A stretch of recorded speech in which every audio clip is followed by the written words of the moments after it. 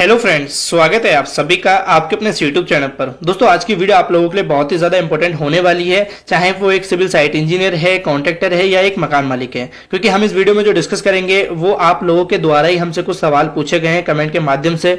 तो मैं एक एक करके डिस्कस करूंगा। वीडियो में आपको काफ़ी ज़्यादा मजा आएगा, क्योंकि ये सिर्फ एक पर्टिकुलर टॉपिक पर नहीं है, अलग अलग स्टेज पर लोगों ने पूछे हैं। जैसे कि आप सभी जानते हैं कि घर को बनाते समय काफ़ी लोगों के माइंड में डाउट आते हैं, और मैंने कुछ सवाल ऐसे चुने हैं या फिर ऐसे पॉइंट चुने हैं जो मुझे लगा कि कहीं ना कहीं आप लोगों को बताना काफी ज्यादा जरूरी है, जिससे वीडियो के माध्यम से काफी लोगों तक ये पहुंच सके। तो वीडियो को बढ़ाने से पहले कहना चाहूंगा, अगर आपने अभी हमारे चैनल को सब्सक्राइब नहीं किया तो सब्सक्राइब कर लीजिए, साथ में बेल आइकन ऑन कर लीजिए, और इस वीडियो को लाइक करना, और अगर डिसलाइक करना अगर नहीं लगे अच्छी तो, और साथ ही कमेंट में कुछ भी टाइप कर देना, बट कर देना। तो यहां सबसे पहले हम बात करेंगे कि पहला सवाल पूछा कि सीमेंट स्लरी को लेकर। बेसिकली सीमेंट स्लरी क्या होती है मैं आपको बताना चाहूंगा। सीमेंट स्लरी को साइड भाषा में सीमेंट का घोल भी बोलते हैं। ये हम कब कब इस्तेमाल करते हैं, कुछ लोग आप देखेंगे कि जब स्लैब कास्टिंग करते हैं तो उससे पहले ये सीमेंट स्लरी डालते हैं। अब ये हर जगह नहीं अप्लाई करते हैं। आप मुझे बताना कि आपके एरिया में या आपके स्टेज में ये यूज होता है या नहीं, तो मुझे कमेंट में बताना। तो इसका क्या रेशियो होता है? देखिए, रेशियो तो ऐसा कुछ है नहीं कि आपको इतना रेशियो डालना है या इतना पानी या इतना सीमेंट। अब नॉर्मली क्या होता है कि आप एक पानी जब लेंगे किसी बकेट में या बाल्टी में, तो उसमें सीमेंट डाल के आप उसको बस एक मिक्स करके एक अनुमान लगा सकते हैं कि भाई कितना गाढ़ा हो चुका है। जितना गाढ़ा आपको रखना होगा या जितना पतला रखना होगा उतना आप सीमेंट बना सकते हैं। कोई रेशियो मैंने ऐसा कहीं पढ़ा नहीं है या मैंने कहीं देखा नहीं है, ज्यादातर साइडों पे ऐसे ही होता है। नॉर्मली बस आपको ज्यादा गाढ़ा भी नहीं करना है और ना ज्यादा पतला करना है, नॉर्मली कह सकते हैं लिक्विड फॉर्म में बना लेना है।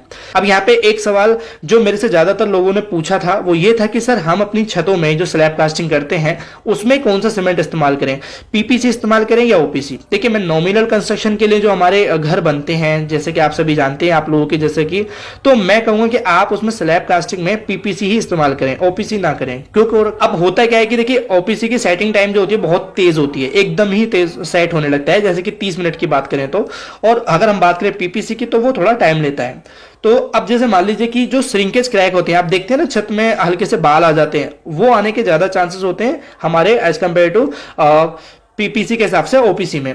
तो ओपीसी सीमेंट तो ठीक है, बिल्कुल ठीक है, मैं इसके लिए बुराई नहीं कर रहा, बट नॉमिनल कंस्ट्रक्शन के लिए थोड़ा बहुत इशू कर सकता है। आपकी जो लेबर है वो प्रॉपर काम नहीं कर पाएगी, चाहे आप प्लास्टर में ले लीजिए या ब्रिक वर्क में। लेबर का काम आपको मालूम है क्या करते हैं, वो एक बार में इतना मसाला बना लेते हैं प्लास्टर के लिए, और देन उसके बाद वो 2-3 घंटे तक उसको चलाते हैं, वरना ओपीसी में तो अब तक वो सेट हो चुका होगा। हाँ, लेकिन अगर मैं रिकमेंड करूं कि अगर आपका कोई विंटर चल रहा है, या कह सकते हैं जाड़ों में, आप भले ही चाहे किसी स्लैब में या कहीं किसी काम में ओपीसी इस्तेमाल कर सकते हैं, क्योंकि वहां पे सेटिंग जल्दी हो जाएगी। अब यहाँ नेक्स्ट सवाल की बात करें तो मेरे से पूछा है कि सर, जो हम डोर और विंडो लगाते हैं तो उसमें जो हमारे फास्टनट होते हैं, ठीक है, या फिर कहते हैं होल फास्ट जो होते हैं, होल फास्ट होते हैं ना, कि जो दीवार विंडो के और पास जो हमारे लेफ्ट एंड राइट में आपको दिखेगा कि हुक टाइप के दिखे होते हैं लोहे के, वो कितनी हाइट पे हमें लगाने चाहिए। देखिए, जैसे कि नॉमिनल अगर मैं बात करूं, विंडो अगर आपकी कोई ज्यादातर हाइट की बात करें तो 4 फीट की हाइट नॉमिनल विंडो की होती है, ठीक है।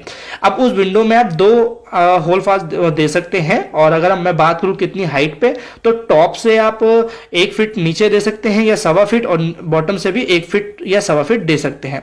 ऐसे अगर हम विंडो की बात, दरवाजे की बात करें तो दरवाजा हमारा 7 फीट का नॉमिनल होता है, या स्टैंडर्ड दरवाजे की हाइट 7 फीट होती है, उसमें आप 3 दे सकते हैं। आप डिवाइड कर लेना चाहें तो हाइट को 3 से, या फिर कह सकते हैं कि आप ऊपर से 1 फीट छोड़ के या 1.5 फीट छोड़ के देन उसका बीच का सेंटर निकाल के बीच में दे सकते हैं। मतलब दरवाजे में 3 देने हैं आपको।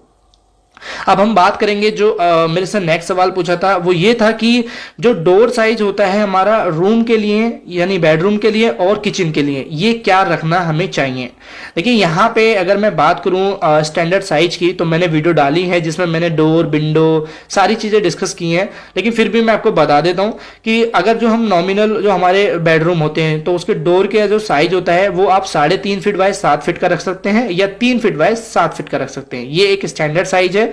बट अगर हम बात करें किचन की, तो किचन में देखो क्या होता है कि बहुत से लोग ऐसे हैं जो दरवाजा नहीं लगाते हैं, बस ऐसे ही वो ओपन छोड़ देते हैं उसका जो दरवाजा होता है या फिर एंट्रेंस होता है। लेकिन कुछ लोग दरवाजा लगाते हैं, तो मैं कहना चाहूँ कि आप 2.5 फीट चौड़ा उसकी चौड़ाई रखें, एंड हाइट उसकी 7 फीट रख सकते हैं, यानी कि 2.5 बाई 7 फीट का रख सकते हैं। अगर आपको आर्च बनाना है तो 3 फीट उसकी चौड़ाई आप रख सकते हैं। ये एक किचन के अकॉर्डिंग भी डिपेंड रहता है, बट एक देखा जाए तो नॉमिनल साइज आप इतना या स्टैंडर्ड साइज आप रख सकते हैं।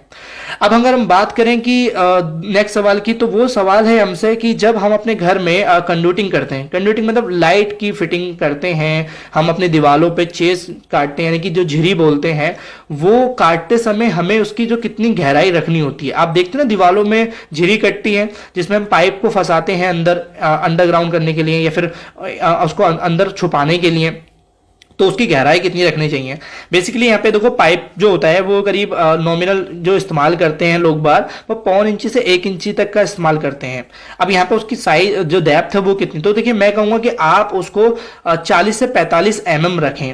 ठीक है, 40 से 45 mm रखेंगे तो मैं अगर बात करूँ उसको उसमें अगर इंच में, तो करीब 1.5 इंची के आसपास ये रहेगा। ठीक है, 1.5 इंची के आसपास आप रख सकते हैं, 40 mm काफी है, ज्यादा डेप्थ भी आपको नहीं रखना है। अगर मैं नेक्स्ट सवाल की बात करूं तो मेरे से पूछा है कि पीओपी करने से पहले क्या हम छत पे पुट्टी करना जरूरी है, यानी कि सीलिंग जो होती है तो उस पे पीओपी करने से पहले हमें पुट्टी करना जरूरी है या नहीं, शायद ये पूछा है। हाँ, तो मैं कहूँगा कि आपको कोई जरूरत नहीं है। आप अगर पीओपी करना चाहते हैं तो बेसिकली मैंने इसके ऊपर भी एक वीडियो डाली है, एकदम एक एक बात मैंने क्लियर करी है, तो जाके उसको अगर क्लियर जानना है तो उसको देख लेना, बट फिर भी मैं थोड़ा क्लियर कर देता हूं। बेसिकली जब आपकी स्लैब कास्टिंग होती है उसके बाद शटरिंग जब हटा देते हैं तो बस आपको अपनी सीलिंग पे हल्का सा हैगिंग कर लेनी होती है, यानी कि पंचिंग कर लेनी होती है, ताकि उसको रफ सरफेस मिल सके। और किसी भी तरह की कोई भी आपको उसमें ऐसा कोई जरूरी नहीं है कि पहले आपको पुट्टी करना पड़ेगा। आप पीओपी जो आप कर रहे हैं, चाहे वो डिजाइन बना रहे हैं या किसी भी चीज के लिए, तो नॉमिनल या फिर एज ए नॉर्मल आप ना अप्लाई कर सकते हैं। तो ये कुछ ऐसे सवाल थे दोस्तों जो आप लोगों ने मेरे से पूछे हैं। जिन लोगों ने भी पूछे हैं उन लोगों के लिए मैं कहूँ कि आप लोगों को रिप्लाई मिल गया होगा। इनकेस अगर आप लोगों में से भी आपके घर बन रहे हैं, जाहिर सी बात है, और आपको भी काफी डाउट रहे हैं